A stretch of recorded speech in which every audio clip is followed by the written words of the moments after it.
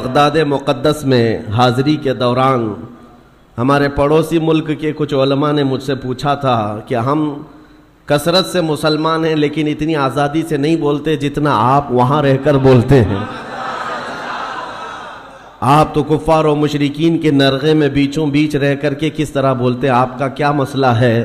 ہم نے صرف غوث پاک کے دربار میں کھڑے ہو کر ان مولوی صاحب کو، ان عالم صاحب کو اتنا ہی کہا تھا، کیوں دبے جس پہ حمایت کا ہو پنجہ تیرا، کیوں دبے جس پہ حمایت کا ہو پنجہ تیرا، شیر کو خطرے میں لاتا نہیں کتا تیرا۔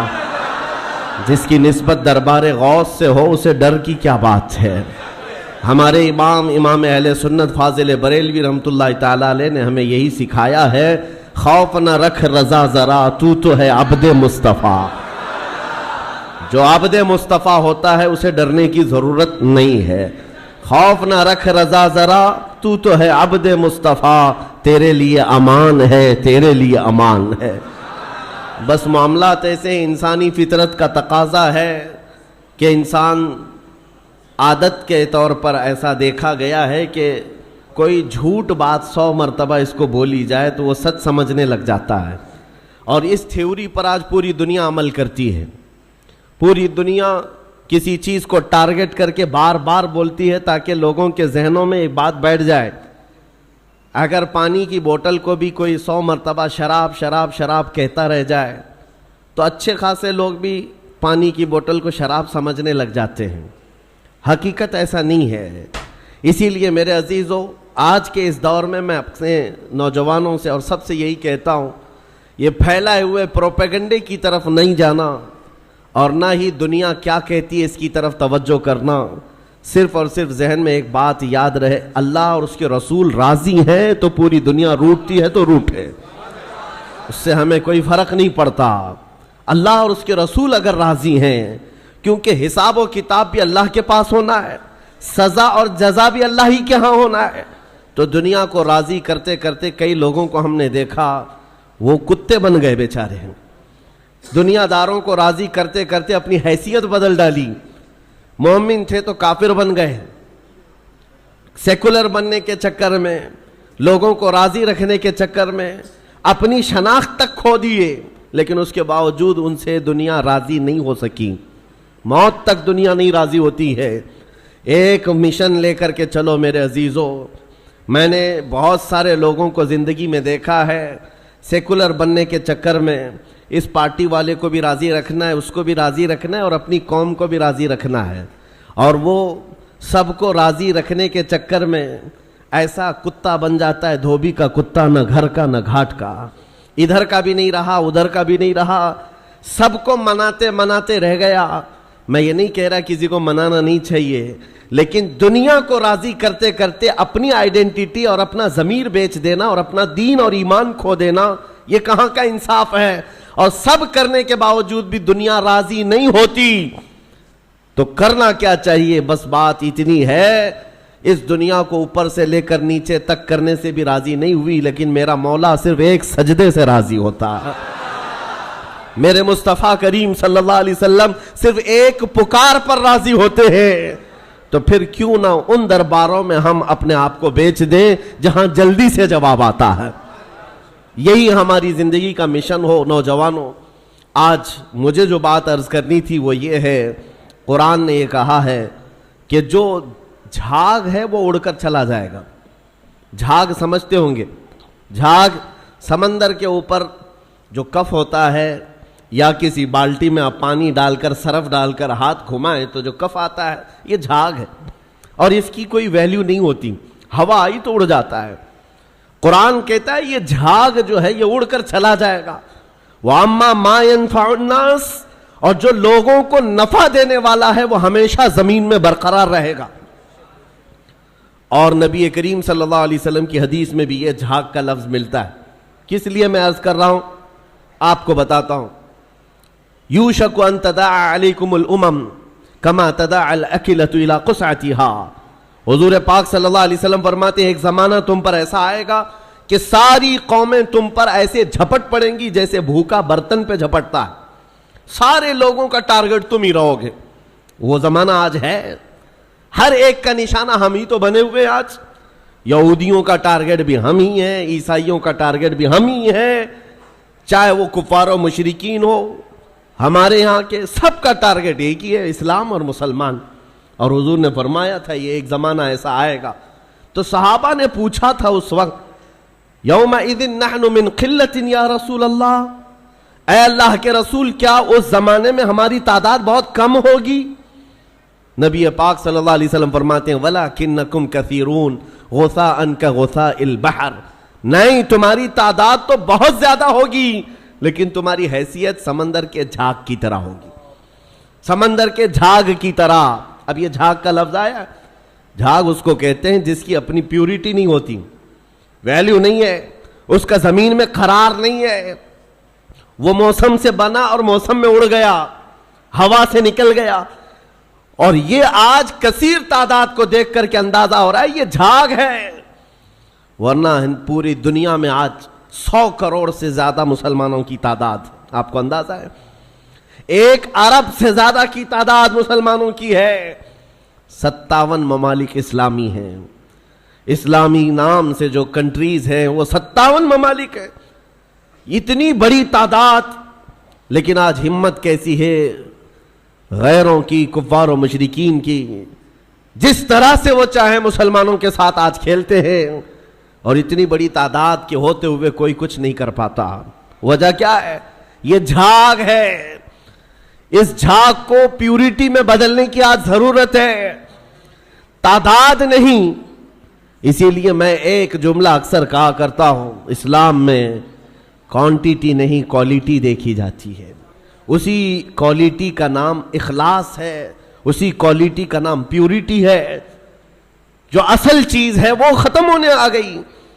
آپ کو اندازہ ہے ایک وہ دور ہے جب رسول کریم صلی اللہ تعالی علیہ وسلم کے ساتھ صرف 1200 صحابہ ہیں, اور آپ کا ایک قاصد حضور پاک کے ایک سفیر جو تبوک کے مقام پر جا رہے تھے.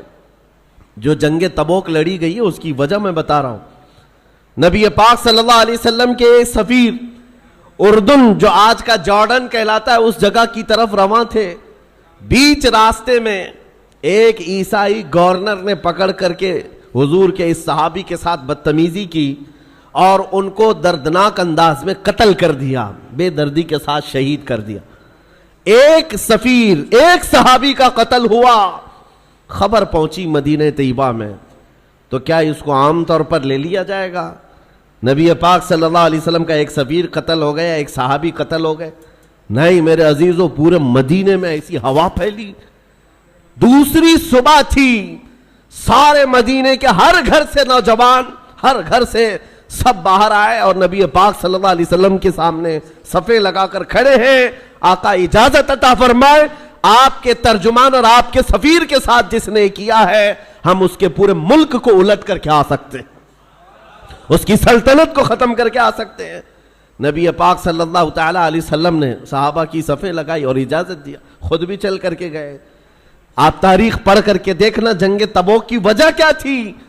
حضور اکرم صلی اللہ علیہ وسلم نکلے, 1000 اور کچھ صحابہ تھے, لیکن جیسے ہی ان کا رعب و جمال دیکھا, جلال دیکھا, وہ جو سلطنت تھی بیزنطینی, اور اس وقت ابھی نبی پاک صلی اللہ تعالی علیہ وسلم قریب پہنچے بھی نہیں تھے کہ یہ جنگ چھڑ گئی. اور اس کے بعد ایسی جنگ ہوئی تھی, تاریخ شاہد ہے, نہ وہ گورنر باقی رہا, نہ وہ سلطان باقی رہا, نہ اس کی فوج باقی رہی. پھر صحابہ نے پرچم اسلام لہرا دیا. جس نے سلطنت اسلام کے خلاف انگلی بھی اٹھائی ہے, صحابہ کا ایک جم غفیر نکلا تھا. وہ ان کا احساس تھا, وہ ان کی پیورٹی تھی. جنگ بدر میں جب جا رہے تھے, پہلی جنگ تھی, صحابہ کے ساتھ حضور جا رہے تھے. پتہ ہے مدینہ طیبہ سے بدر کا میدان 160 کلومیٹر ہے, تقریباً 160-180 کلومیٹر کے قریب. پیدل چل کر کے گئے تھے. اور وہاں جانے کے بعد جو صحابہ ہیں ان کو حضور پاک نے ایک خطاب کیا تھا رات کو کہ اگر تم میں سے کسی کو مدینہ واپس جانا ہے تو چلے جاؤ. سختیاں بڑھ گئی, 1000 سے زیادہ کافر آ گئے, ہتھیار جنگ سب لے کر کے. تو صحابہ کیا کہتے ہیں جانتے ہیں؟ رات میں کھڑے ہو کر انصار صحابہ یہ کہتے ہیں یا رسول اللہ ہم بنی اسرائیل نہیں ہیں، بنی اسرائیل نہیں ہیں جنہوں نے موسیٰ علیہ السلام سے کہا تھا آپ جائیے اور آپ کا خدا اور آپ مل کر کے لڑیں، ہم امت محمدیہ ہیں۔ یا رسول اللہ آپ تو بدر تک لائے ہیں جو 160 کلومیٹر کا سفر ہے، اگر میرے آقا آپ 1000 کلومیٹر دور یمن تک بھی لے جاتے ہم میں سے کوئی پلٹ کر کے نہیں دیکھتا، آپ کے ساتھ چلتے۔ یہ صحابہ کا جو احساس تھا نبی پاک صلی اللہ تعالی علیہ وسلم کے ساتھ چلنے کا، وہ اسلام کو ایسا مضبوط بنایا ہوا تھا کہ کسی کو آنکھ اٹھا کر دیکھنے میں 1000 بار سوچنا پڑتا تھا، سوچنا پڑتا۔ ڈیفنس جو مضبوط ہوتا ہے وہ ہمارے اتحاد سے اور ہمارے احساس سے، تعداد سے نہیں، تعداد سے نہیں۔ آج بھی بہت سارے لوگوں کے پاس تعداد ہے لیکن وہ تعداد معنی نہیں رکھتی۔ قرآن پاک میں اللہ تعالیٰ نے فرمایا ہے ان یکم منکم 20 صابرون یغلبوا 200، اگر تم میں 20 لوگ صبر والے ہو جائیں اللہ فرماتا ہے میں 200 پر انہیں غالب کروں گا۔ قرآن کا فرمان جھوٹا نہیں ہے، قرآن کا فرمان غلط نہیں ہو سکتا۔ بس وہ قوم کہاں ہے جن کے اندر پیوریٹی تھی، اخلاص تھا، جو حساس تھے۔ آج دل درد کرتا ہے جب فلسطین کے بچوں کی شہادت دیکھتے ہیں۔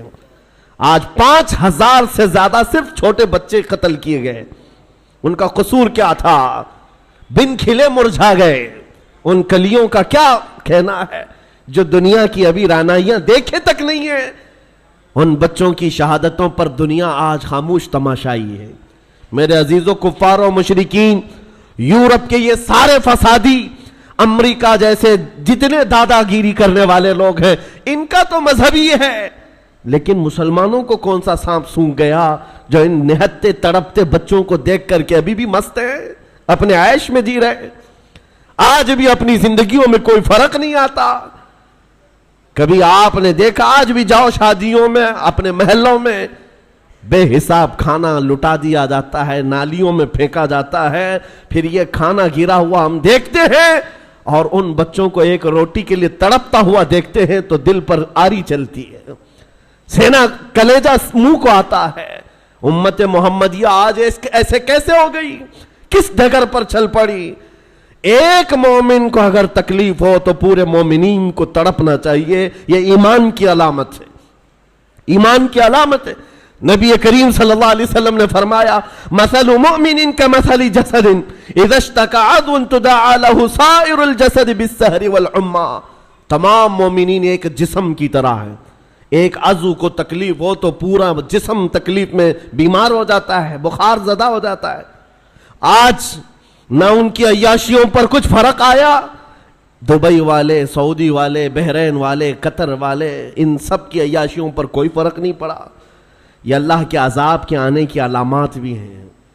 میرے عزیزو، اندازہ کرو جب کسی کا گھر جل رہا ہے پڑوس میں تو یہ سوچ کر خاموش نہیں بیٹھنا میں محفوظ ہوں، اس کی ایک چنگاری تمہارے گھر کو جلانے کے لیے کافی ہے۔ وہ چنگاری جب اڑ کر آئے کہ ہمارے گھر، ہمارا سارا آشیانہ خاکستر کرے گی۔ آج میں اس لیے عرض کر رہا ہوں، احساس اگر نہیں ہے تو مومن بھی نہیں ہے۔ احساس، آپ یہ سوچتے ہوں گے ہم فلسطین کے بارے میں، غزہ کے ان نہتے بچوں کے بارے میں تقریر کرتے ہیں، بیان کرتے ہیں، ہم یہاں بیٹھ کر کے کیا کر سکتے ہیں؟ ہر ایک کے ذہن میں یہی بات آتی ہے، ہم نہ جا سکتے ہیں نہ چل سکتے ہیں، ارے مدد بھیجنے والوں کی مدد تک نہیں جاتی، ہم یہاں کیا کریں؟ ایک دولت ہے، ایک دولت ہے، وہی حساس جس کو کہتے ہیں۔ احساس جس مومن کے دل میں آئے تمہیں اندازہ نہیں، یہ عرش الہی کو ہلا دیتی ہے، عرش الہی کو ہلا دیتی ہے مومن کا احساس کا درد۔ آپ یہاں بیٹھ کر کے اگر وہ احساس کرتے، آپ کو اندازہ ہے ہمیں احساس ہی تو اسلام نے سکھایا ہے۔ نبی کریم صلی اللہ تعالیٰ علیہ وسلم کی اس امت میں اگر احساس نہیں، جہاں صحابہ کو حضور نے یہ تعلیم دیا تھا۔ آپ کو پتہ ہے مدینہ طیبہ میں ایک مہمان آئے حضور کی بارگاہ میں، حضور کی بارگاہ میں ایک مہمان ہے اور نبی پاک صلی اللہ تعالیٰ علیہ وسلم کے گھر فاقہ ہے۔ حضور نے صحابہ سے کہا کوئی ہے جو میرے مہمان کی مہمان نوازی کرے، اللہ اس کی مہمان نوازی کرے گا۔ حضرت ابو طلحہ انصاری کھڑے ہوتے ہیں، کہا یا رسول اللہ میں آپ کے مہمان کو لے جاتا ہوں۔ ان کو خود کو خبر نہیں ہے گھر میں کچھ ہے بھی یا نہیں. مہمان کو لے کر چل پڑے. جب گھر آئے بیوی سے کہا رسول اللہ کے مہمان گھر آئے ہیں. بیوی نے کہا آپ نے پوچھا اوچھا کچھ نہیں, گھر میں صرف ایک آدمی کا کھانا ہے, ایک ہی آدمی کا کھانا ہے, میں ہوں آپ ہیں اور بچے ہیں, 2 بچے ہیں ان کے. بیوی نے یہ کہا تو آپ گھبرائے, کہا ایک آدمی کا کھانا ہے, مہمان گھر پر آیا ہے. اور خاتون بھی کیسی ہے, صحابیہ ہے, کہتی ہیں گھبرائیے مت, اللہ کے رسول کے مہمان آئے, میں بچوں کو تھپک کر کے سلا دوں گی, میں سلا دوں گی, آج کی رات وہ نہیں کھائیں گے, رسول اللہ کے مہمان گھر پر ہیں. اور اس کے بعد خاتون کہتی ہیں جب میں دسترخوان پر کھانا لا کر کے رکھوں گی, چراغ آپ پھونک کر کے بجھا دینا, اور آپ کھانے جیسی حرکت کرتے رہنا, مہمان کھاتا رہے گا. آپ کھانا نہیں, بس منہ چباتے رہنا, اس کے سامنے بیٹھ کر اندھیرے میں مہمان پیٹ بھر کر کھا لے گا, میں اور آپ ایسے ہی صبر کر لیں گے, اللہ کے رسول کے مہمان کو تو کھلائیں گے. یہ صحابہ کا تھا معاشرہ. مہمان کو دسترخوان پر بٹھایا, بچوں کو تھپک کر سلایا. جب کھانے کا وقت آیا تو آپ نے چراغ گل کر دیا اور کھانا رکھا, مہمان سے کہا کھاؤ. مہمان نے کہا آپ بھی کھائیے, کہا ہم بھی کھا رہے ہیں. اور خالی سوکھا منہ چباتے رہ گئے, اور مہمان اس اندازے میں کہ سب کھا رہے ہیں, پیٹ بھر کر کھانا کھا لیا اور سویا. صبح اٹھنے سے پہلے جبرائیل امین حضور کی بارگاہ میں آئے, کہا یا رسول اللہ صلی اللہ علیہ وسلم, آپ کے مہمان کے ساتھ آپ کے صحابی نے جو سلوک کیا ہے, پورے آسمان کے ملائکہ میں اس کا چرچا چل رہا ہے, اس کا چرچا فرشتوں کے درمیان چل رہا ہے. یہ تھا میرے نبی کا معاشرہ. احساس, کسی ایک کے لیے اپنا پورا نچھاور کر دینا. جنگ موتا کے درمیان ایک پانی کی کھٹوری پر 3 لوگوں نے جان دے دی تھی. یہ بھی واقعات مشہور ہیں. ایک بکری کے گوشت کا بھنا ہوا سرا کسی کے گھر میں آ جائے, صحابی اپنے پڑوس میں بھیجتے رہے, اور وہ پورے مدینے میں گھومتا تھا. ہر صحابی یہ خیال کرتا شاید میرا پڑوسی بھوکا ہے. یہ معاشرہ میرے نبی کا بنایا ہوا تھا. آپ کو پتا ہے حضرت عمر فاروق رضی اللہ تعالیٰ عنہ کا دور ہے, جب آپ رات کے وقت تنہا نکل پڑتے تھے اپنے خادم کے ساتھ مدینے کے حالات کو معلوم کرنے کے لیے. اپنے ایک خادم کے ساتھ کہیں سے گزر رہے تھے, ایک گھر سے کراہنے کی آواز آئی, ایک عورت کے رونے کی آواز آئی, رک گئے. اور آپ کے چہرے پر نقاب پڑا رہتا تھا, امامہ شریف اور نقاب جس طرح سے عربوں کا رواج ہوتا. اس گھر کے باہر کھڑے رہے, کھٹکھٹایا تو ایک شوہر, اس کا شوہر باہر آیا, پوچھا کیا بات ہے. مرد نے کہا میری بیوی کے ولادت کا وقت قریب آ گیا ہے, حاملہ تھی, بچہ پیدا ہونے کا وقت قریب آ گیا ہے, اور وہ درد ذہ سے تڑپ رہی ہے, لیکن دیکھنے کے لیے عورت کوئی نہیں ہے, کوئی عورت قریب میں نہیں ہے. خلیفۃ المسلمین ہے وقت کا, جس کے نام سے قیصر و کسریٰ کانپتے ہیں. دوڑ کر اپنے گھر گئے, اپنی بیوی اور اپنی بہو کو بھیجا, جاؤ فلاں گھر میں ایک بچی کی ولادت, ایک عورت درد ذہ میں ہے, بچے کی ولادت ہونے والی ہے. رات بھر امیر المومنین اپنی عورت اور اپنی بہو کو اس گھر پر بھیجتے ہیں, اور خود آ کر کے باہر انتظار کرتے بیٹھے ہوئے, اس کے شوہر کے ساتھ باتیں کر رہے ہیں, اور گھر سے کچھ کھانا پکا کر لا رہے ہیں, اور وہ مزے سے کھاتا رہا ہے. نہ اس شوہر کو معلوم ہے, نہ اس کی بیوی کو معلوم ہے کہ ان کے گھر کی یہ عیادت کرنے والا وقت کا خلیفہ ہے, کسی کو نہیں معلوم. صبح بچے کی ولادت ہو گئی, اور اس کے بعد حضرت عمر ایسی خوشیاں بانٹ رہے ہیں جیسے لگتا ہے ان کے گھر میں بچے کی ولادت ہوئی. اور جب آپ نے مبارکبادیاں دی اور گھر واپس چلے گئے, تو بعد میں محلے والوں نے کہا رات بھر تیرے گھر میں جو عورتیں تیمارداری کر رہی تھی وہ کوئی اور نہیں, امیر المومنین کی بیوی تھی, امیر المومنین کی بہو تھی. یہ احساس تھا, ایک عورت کے درد کی آواز آئے تو خلیفہ بے چین ہو جاتا. آج فلسطین سے اٹھنے والی آوازوں سے کسی کی نیند پر فرق نہیں پڑتا, کسی کی نیند خراب نہیں ہوتی. وقت کے عیاش حکمران, ظالم حکمران اپنی کرسیوں پر ویسے ہی مزے لے رہے ہیں, بلکہ بسا اوقات ایسا لگتا ہے یہ بچوں کی اور بچیوں کی جھنجھوڑنے والی آواز इनकी कुर्सियों को क्यों नहीं हिलाती? याद रखो कुरान पाक में अल्लाह ने फरमाया वइज़ल मौऊदतु सुइलत बिअय्यि ज़ंबिन कुतिलत, उन बच्चों को जो आज मार दिया गया है, ये सूरह तकवीर की आयतें बता रही हैं, ये क़यामत के दिन बच्चियां उठाई जाएंगी और रब ताला से पूछेंगी मौला मुझे बता किस जुर्म में मुझे मारा गया था, मेरा गुनाह क्या था जो मुझे कत्ल किया गया। आज यूरोप के दरिंदे और इजराइल के जितने जालिम उनके कत्ल में शरीक हैं, वो अलग कातिल हैं, लेकिन ये चुप्पी और ये खामोशी पूरी दुनिया की, ये अलग कातिल है, ये अलग कातिल है। दर्द हमें इस बात का हो रहा है, इसीलिए शायर ने कहा था न इधर उधर की बात कर, मुझे ये बता कि काफिला लुटा क्यों, मुझे रहजनों से गरज नहीं, तेरी रहबरी का सवाल है। डाकुओं का काम ही है डाका डालना, डाकुओं का काम ही है माल छीनना, लेकिन सवाल तो तुम्हारी रहबरी का है। ये हालात कब बदलेंगे मेरे अजीजों? उस वक्त बदलेंगे जब हमारा जवान एहसास की जिंदगी जीने लग जाए। आज हमें अफसोस है और अलमिया है, हम उन जालिम हुक्मरानों के खिलाफ आवाज उठाते हैं जिनके ऐश में कोई कमी नहीं होती आज, लेकिन उनको कोस करके बोल करके आपको ऐसा लगता है यहां क्या होने वाला है। होने वाला यह है, आपको हम नसीहत कर रहे हैं, अल्लाह ने आपको जो मनसब दिया, आप तो अय्याश ना बनो, आप तो इस तरह की बेहिसी की जिंदगी ना गुजारो, लापरवाही की जिंदगी आप तो ना गुजारो। कभी दस्तरखान पर बैठे हो, नरम ग़िज़ाएं खा रहे हो और तुम्हारे भाइयों और बहनों के चीखने की आवाज आई, तो क्या ये नरम ग़िज़ाएं तुम्हारे हलक से उतरती हैं?